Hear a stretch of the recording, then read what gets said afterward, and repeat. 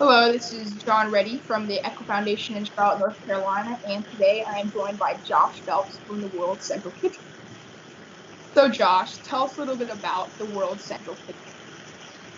Sure. World Central Kitchen was founded in 2010 by Chef Jose Andres after the big earthquake in Haiti. He wanted to help out after he saw the devastation. He went down there, was cooking food for people, and then he wanted to leave a longer lasting impression, so he set up a culinary school program, which has been going ever since. And in that time, things have grown in Haiti. And then back in 2017, Hurricanes Harvey and then to a larger extent, Hurricane Maria, where we served 4 million meals, the mission sort of moved from just, the culinary school in Haiti, kind of sustainable aid into acute disaster relief. So since then, we've been responding domestically to fires, hurricanes, tornadoes, floods, and also internationally in Indonesia, Australia, um, Mexico and places like that.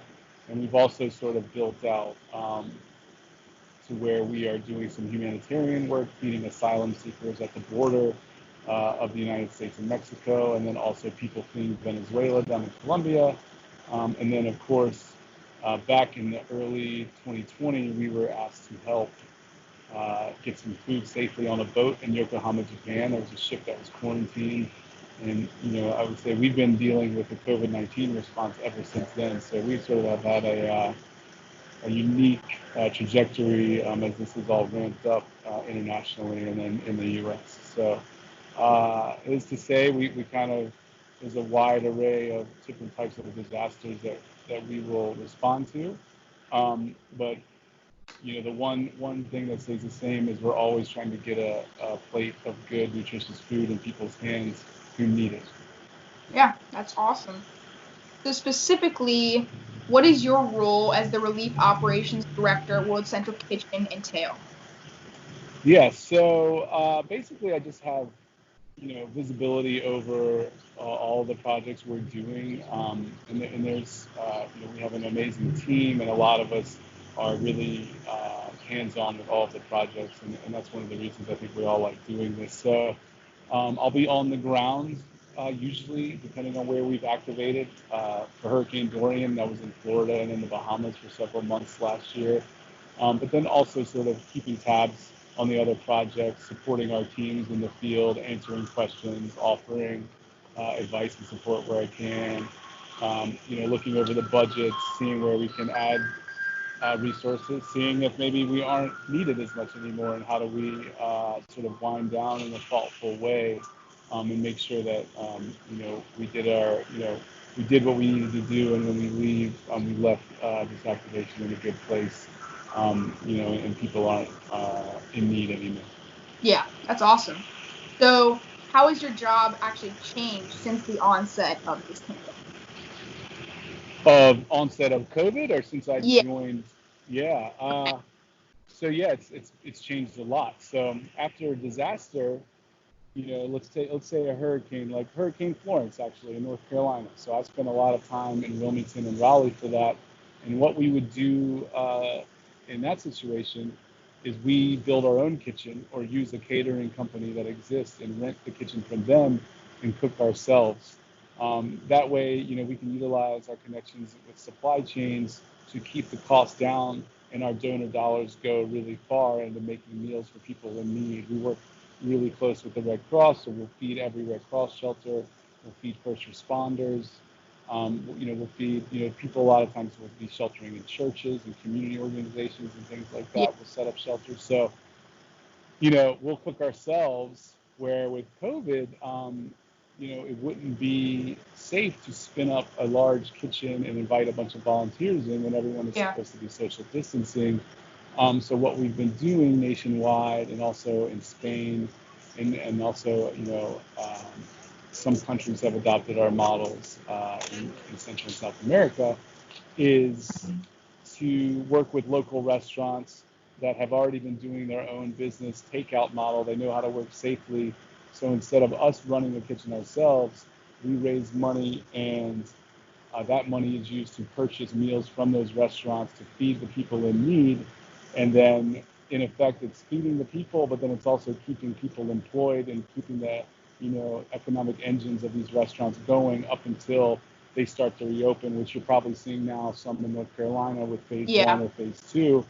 And so in this way, we've been able to sort of hopefully provide a lifeline to some of these places to hang on, do a lot of good, but then also, keep employees employed, keep the lights on, help people pay rent and things like that. Yeah. So, can you tell us, like, this time last year, what specific project were you working on?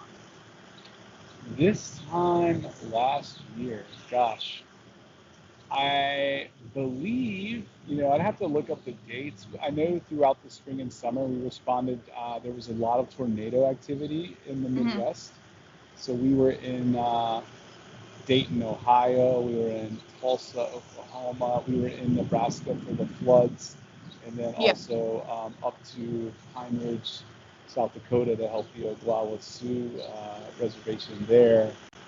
And then it wasn't long after that that Hurricane Barry happened, came into New Orleans. Luckily, uh, it wasn't huge, but there we were able to embed in a local cooking school that works with like Chef Emerald and some friends of Jose's down there. And now, since then, we've been working with that school to develop a curriculum for emergency response as it pertains to feeding.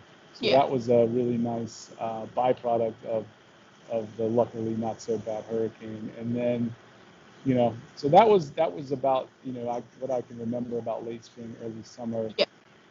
There was some wildfires, but the big response was around Labor Day for Hurricane Dorian after the summer. Wow. So much has changed with, COVID-19. How has Yes. the specific, delivery program and feeding people, how has that changed since COVID-19? Yeah, so in a disaster, we'll do a lot of self-delivery with vehicles that we rent, or local volunteers. With COVID, what we've done is we've been able to take advantage of some of the technologies out there, like DoorDash, Uber, and some of the rideshare programs who can make these deliveries to seniors, senior houses, housing complexes, and things like that. So um, there's less exposure to our chefs or our volunteer base. And then what we'll do when we identify a community that's in need, or like a hospital where we're feeding, they'll have somebody there to help distribute the food safely with masks, gloves, making sure that the food is not, anybody. There's no unnecessary exposure to the Yeah. folks receiving the food. Yeah. So speaking of, safety and food handling, on the website there is definitely a focus around, that. So can you tell us a little bit about Masky and how that concept was devised? Yeah, so Maskey is the product of a Spanish cartoonist who is friends of Jose Andres and then Javier Garcia, who's on our board and is a businessman and has been involved in West Central Kitchen since the inception. And it was a way to sort of get something fun that people, could sort of, kids would, take a liking to, people could rally around, and just sort of a mascot for our safety protocols that have been developed since responding to the ship in Japan, and then right after that, responding to the quarantine ship in Oakland, Yeah. California. So, we have EMT on staff. We worked with doctors and health officials from GW University, Johns Hopkins University in Baltimore, and we've just sort of had a protocol that's been ever, it's updated all the time as information is new, but we feel like it really, because of our experience, and we wanted people to share in that experience, that it was our duty as sort of a leader in this to have some protocols to distribute. And then, Maskey is something that we've been able to put on the collateral for those safety rules, and we have. You can't see it, but here behind me, where I was showing you earlier, where we're giving out food, we have maskies every 6 feet apart, so people know to stand on them. Yeah. In New York, the same. We'll have maskies going around for like 6 blocks from some of the places that we distribute cool. food. So yeah, it's worked out really well. It's all, like you said, available on our website too for people to print out and do it on their own. That's awesome. So, final question. What has surprised you the most about feeding people during the time of COVID versus other relief efforts you've been a part of? Yeah, I mean, I think the main difference in other relief efforts, you know that people are in need because there's no power or their house is destroyed. You know, there's a lot of times there's a clear, the damage is usually quick, it's severe, and then it gets incrementally better day by day.